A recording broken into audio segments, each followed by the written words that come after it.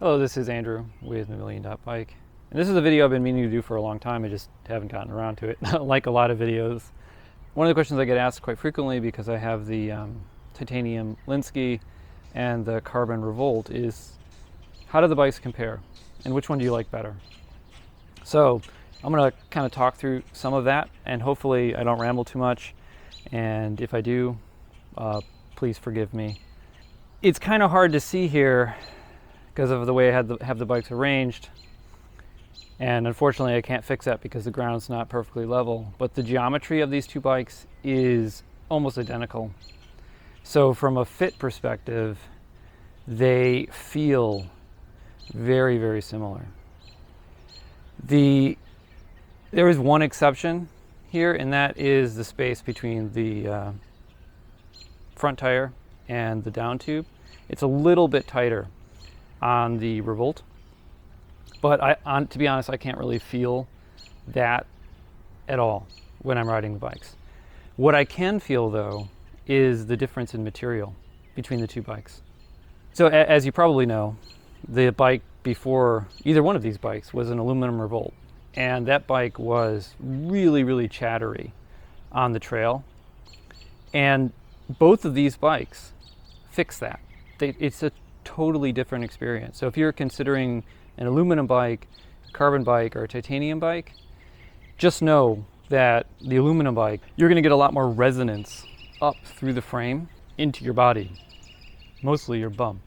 That's not to say that it isn't a fixable problem with appropriately sized tires, but it is something worth noting that both a carbon bike and a titanium bike are going to be a lot less noisy when it comes to that resonance coming up into your body from the gravel. The titanium bike is more damping than the carbon bike. And now some of that could be that this Revolt is just incredibly stiff, where the Lynskey, it is not nearly as stiff, and that makes for a much more comfortable bike. It's still stiff, and I don't mean to say that the Revolt isn't comfortable. It's much more that the titanium Lynskey is just that much, it just takes that comfort to the next level versus the Revolt. Now the Revolt almost certainly is a faster bike. Some of that is going to come from that space, or the lack of space, between the tire and the down tube. Some of that is going to come from weight difference. Even with a power meter, even with heavier wheels, the Revolt is about 500 grams lighter than the Lynskey. So, you know, when you're up to speed, you're probably not going to feel that. But if you're on a course where there's lots of turns and therefore lots of rapid accelerations, you're definitely going to feel that. That takes a toll. And so the Revolt almost certainly would be the faster bike. Now, I haven't done anything. It would be really difficult to test that, but on paper anyway, it has to be a faster bike. In some ways, that makes it very difficult to say which one do you like more, because both of them fill a niche. The Lynskey is just so comfortable, and it's not that it's not fast. I do just fine on that bike, riding around with my friends on the gravel trails around here. But in a race, I think I would have to choose the Revolt, and I have a race planned in October, and I can't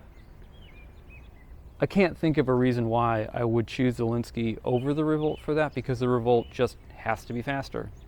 And that stiffness, the additional stiffness that is in the frame, has to work out to better power transfer. It has to work out to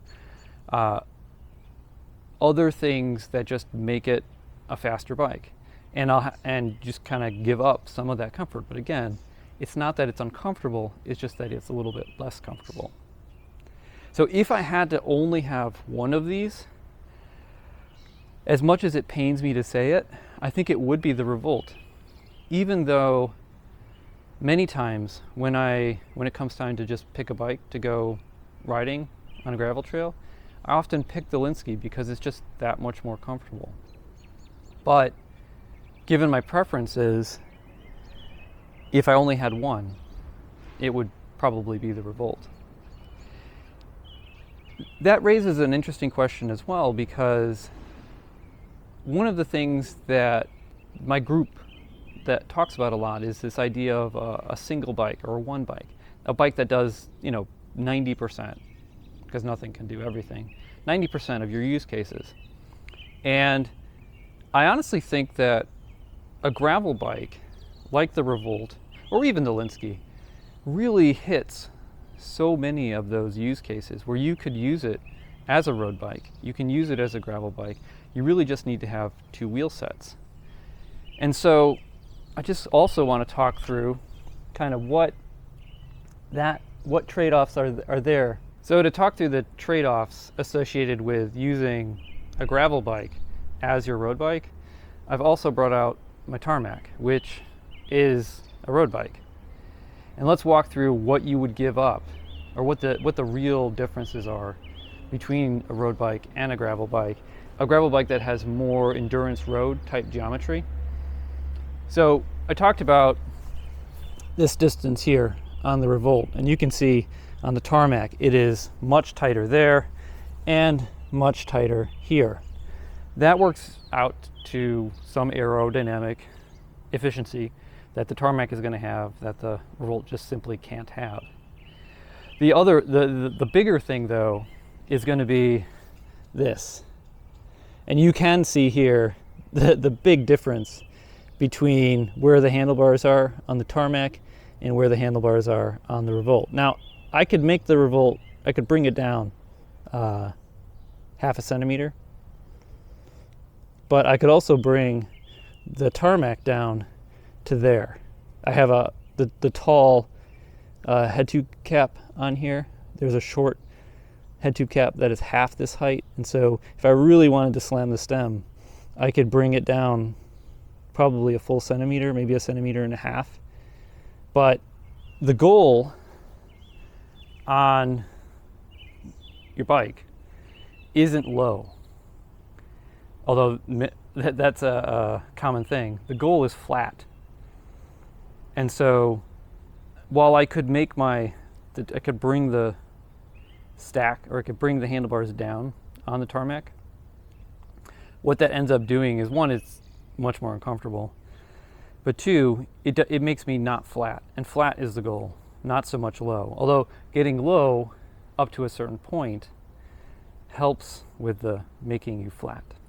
So those are the big differences, is around where you can put your handlebars, and then those spaces between the wheels and the frame. How much of that matters if you're riding in a group? I don't think very much of it does, because except when you're pulling, because otherwise there's somebody else in front of you breaking the wind for you, making it so that stuff doesn't really matter very much. So depending on how you ride and what your goals are, there's probably not a huge penalty for using a gravel bike as your road bike. Although, clearly, there is a penalty, and if you can have a road bike, it's going to be faster.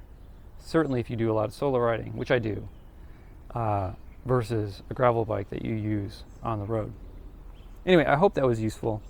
If it was, go ahead and like the video and subscribe to the channel. If you have any questions or comments, drop them below and I will get to them as soon as I can. Thanks.